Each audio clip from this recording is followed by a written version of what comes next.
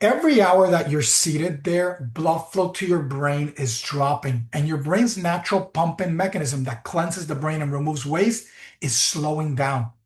And guess what happens? The gym is not going to fix it. You're not going to sit there for hours at a time and then go to the gym at the end of the day in the morning or the evening one. That's not the fix.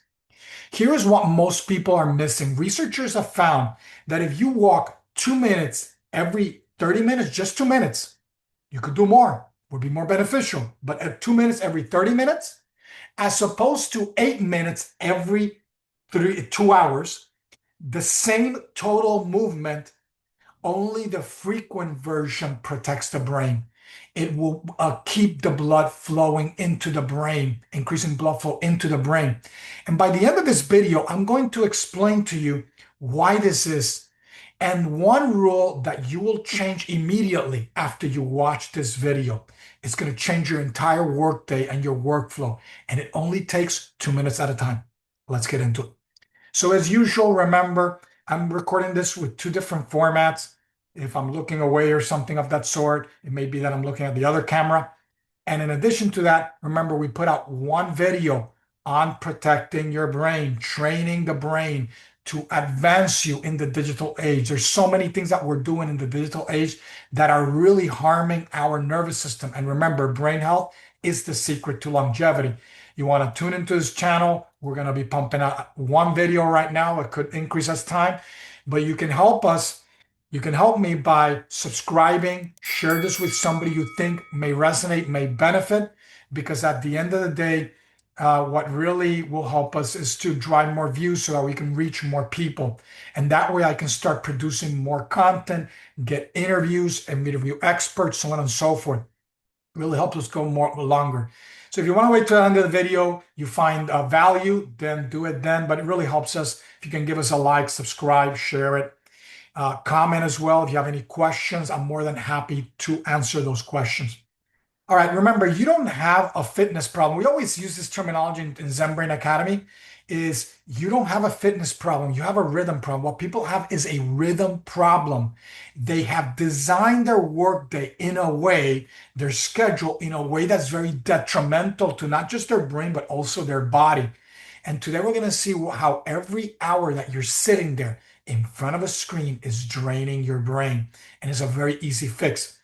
What we often do is we have this all or nothing mentality. We think if the exercise or the movement is long, it makes me sweat, I schedule it, it matters. And if I miss it, then the day is almost like written off. I could work 8 hours, then I go to the gym for an hour, and to me, that's what matters. And the problem is that this belief is keeping us sedentary. It's really atrophying our brain, especially the backside of our body. So our seat, our lower back is really being negatively impacted because we think that we can sit for 8 hours and then do something at the beginning or the end of the day for an hour, whatever. But you know what my brain remembers? It does not remember the hour of exercise. It actually remembers the 8 hours that I was seated. And this creates a huge problem. Your brain is not experiencing that workout you miss is the key. I want you to keep that in mind.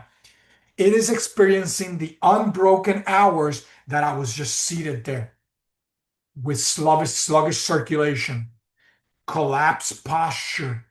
Remember, how I'm seated is really sending cues to my body as to how I'm feeling. I don't realize that I'm sending stress cues, worry cues, danger cues, and that's ramping up this chemistry that's really doing away with me. It's slow, it's kind of like slow sliding energy. I start to get brain fog after a while. And so we do what's easy and available to us more often than not. So when we're working, instead of getting up and doing what's going to benefit most, what do? We got the cellular device. The device is the state change. Your nervous system wanted movement, but you gave it the fastest option. The trivial thing where I'm just kind of distracted looking at the device, and it's another thing of doing, of having my brain do something, is training my brain again for a lack of focus, for hijacking my chemistry. Get up. We don't move enough in the digital age. And this is why 20 minutes later, after I do that, the urge to grab the device happens again. So I've fallen into this trap where I repeat the same pattern over and over again. I'm working, I grab the device, that's my distraction. Maybe I get up to go to the bathroom or to hydrate if I don't have it close to me. And so it's creating a problem where as I sit there, blood flow is dropping in my brain. 4 hours uninterrupted significantly reduces blood flow. Again, I'm seated there 4 hours. And it's no wonder why people start to feel like their brain isn't functioning, like they're lacking energy. Because remember, when people say they're lacking energy, it's not calories, it's not caffeine. It's often a lack of oxygen, a lack of blood flow to the brain. Your brain is what's giving you the perception of energy. So if I'm there uninterrupted, blood flow starts to drop. I'm not breathing well either. A lot of people have shallow breathing or they're talking a lot, maybe while they're working. And it's a double whammy of the limiting reagent oxygen to produce energy, ATP, the cellular energy. And at the same time, blood flow is decreasing. And this is something that was tested in healthy desk workers in a study in the Journal of Applied Physiology. So why does this matter? Again, lower cerebral vascular blood flow, reduce cognition, reduce energy production. It's linked, I've talked about this before, how our habits in the digital age are linked to long-term risks. I have predicted a rise um, of early onset dementia, cognitive decline, Alzheimer's disease that I see coming in the not so distant future. So it's increasing your risk for neurodegenerative diseases. 15 desk workers, three separate 4-hour conditions, randomized order in this study. It showed that this was happening in your brain.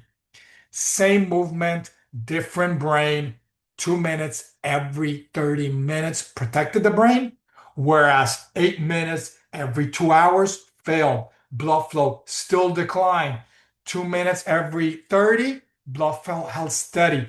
But remember, if we do this more often, studies show that the best benefits are 5 minutes in every 30-minute window. If you go an hour, go 50 with 10-minute break. If you go an hour and a half, have an hour and 15 with a 15-minute break. Again, 5 minutes within that 30-minute window is the ideal. If you can't, you can't. But I would highly recommend do not go longer than 90 minutes. There's something called ultradian cycles. Your brain oscillates between these periods of peak productivity and then a trough where things start to decay. If you keep pushing yourself beyond that peak, you're going to start doing yourself a disservice. And remember, frequency beats duration. Just repeat this cycle over and over again. Stress, recover. Stress, reset. Stress, recharge. Over and over again. What do these short breaks really mean for your body? 58% smaller blood sugar spikes after meals. A drop in your blood pressure, very significant drop, almost as much as if I were taking medication for high blood pressure. 25% reduction in reported fatigue. Again, when I feel like I'm tired, like I need to dip into some sugary substance, a caffeine, an energy bar, so on and so forth, none of those things matter because at the end of the day, your body has enough energy. You're not mobilizing it, using it. You're seated there and you're starting to burn out. You hit the accelerator, drove yourself off a cliff.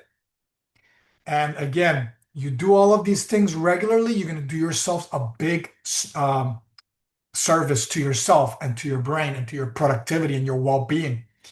So what does this do to your attention?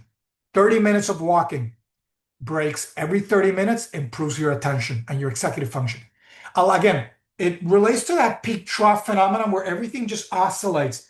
If I'm mindful of how things work, I'm in a rhythm, which I talk about all the time. I'm not out of a rhythm, then my brain is able to work better. Breaking up that sitting period improves your prefrontal cortex, improves working memory, the type of memory I need to bring information into the present to do work. executive function, impulse control. It's going to minimize irritability. Stress is going to improve your stress resilience, so on and so forth. Take those breaks. Again, not every study finds cognitive effect, but there's consistent enough findings across the board for you to want to pay attention, especially in blood flow, fatigue, and mood. It's important. So again, frequency beats intensity. The enemy is not the workout you skipped. Again, the enemy is not the workout you skipped. It's the unbroken hours that you go there seated. If I'm working, take those breaks. If I all of a sudden got out of a meeting, a long meeting, maybe it went 30 minutes an hour, take a break, move around. If I'm playing video games and I've been seated for a while, take a break as well. Take breaks no matter what you're doing. You do not have a productivity problem. What you have, again, is a rhythm problem. We are out of sync with natural rhythms. So here are the things that I would suggest you do. Step number one rule. Never go past 1 hour. Ideally, the 30-minute window that I talked about, 5 minutes for every 30 minute is ideal.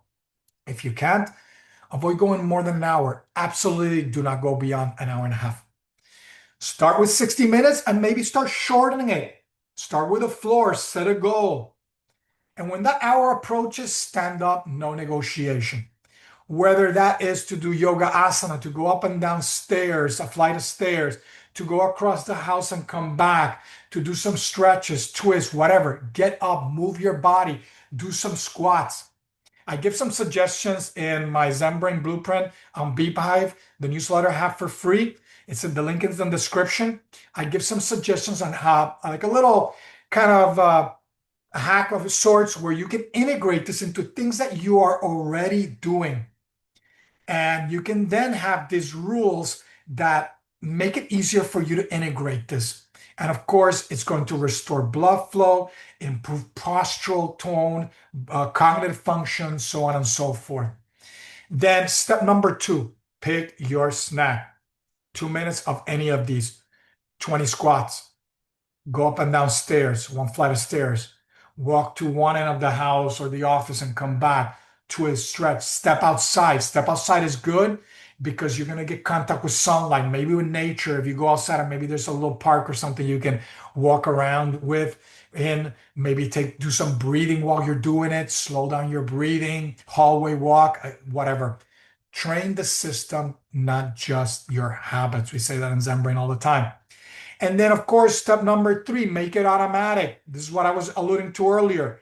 Anchor to what already ends. A meeting ends, stand up, move. You're reading, studying for a class. The chapter ended, stand. You're watching something on Netflix, on YouTube, whatever. The chapter ended, whatever you're watching ended, stand, move. You send a long email that took you 20, 30 minutes, stand. You don't need a timer if you have triggers. Things that when you completed something, you did a round of focused work, then I move. Your day has a ton of breakpoints built in. Integrate your movement, your wellness, your self-care into it so that you can leave more at the end of the day for your loved ones. Stop pushing yourself off a cliff.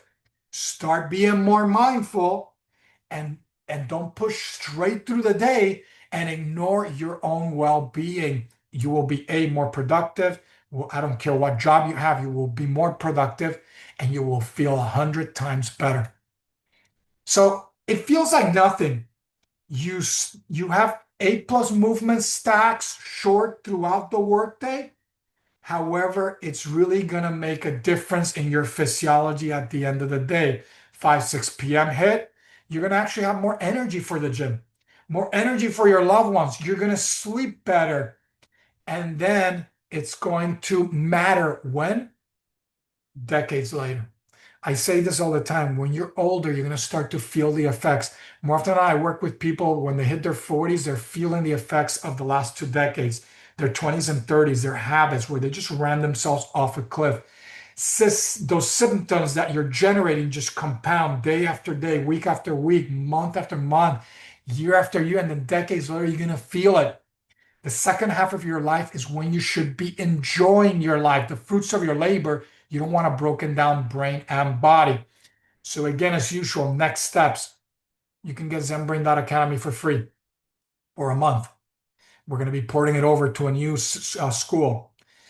You want to be in because we're going to be having a Founders 100 that are going to have access to the AI app, unlike anything that's ever been done. Free newsletter, link in the description. Again, I break it down more in detail there. Subscribe, it's free. If you subscribe, you get a free copy of my book, Inside Outcome. A manual is short, it's very useful. Every chapter is teaching you a lesson. At the end, there's a worksheet. You can think about it, you can put everything into practice. So, again, uninterrupted sitting lowers blood flow to the brain. Just short, repeatable breaks. Don't wait too long and do more. It's better if you go shorter periods with shorter breaks. Frequency beats intensity. And one rule I want you to start today: never go past an hour without moving. We don't move enough in the digital age. And if you really want to be able to integrate it, anchor it to something that you are already doing. A meeting ends, go stand up and move, etc. All right. If you want, go back, review the presentation and the video so that you can learn how to kind of integrate it better. All right. It's not the load that's breaking you down. It's the way you carry it. That's Lena Horne. All right. It's what you're carrying through it, that load that you carry through extended periods that starts to break you down. Don't allow the load to become too large and too unsustainable. All right. I'll see you in the next video. Remember to continue to train your brain. Your brain is the secret to longevity. You train this for focus. You can combat attention deficit. You can train this for anything you want: longevity, health, mindset, positive mindset, etc. You have no limits if you train the brain. All right. Take care. Stay zen.